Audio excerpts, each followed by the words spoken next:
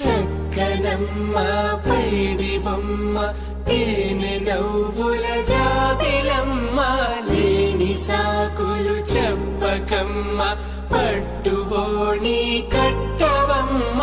నాన్నయదపై నిన్నటిదాకా అల్లరి ఆటలు ఆడినా చిన్నారి తల్లి లేత భుజములు నేడు చీరలు మోయునా చెల్లో తురిమిన మంచి సంపంగులు మెల్లో మిలమిల మెరిసే హారములు అల్లో నీరెళ్ళంటే ఆ కన్నులు అమ్మ ఒళ్ళో కంటాయంట తన కలలు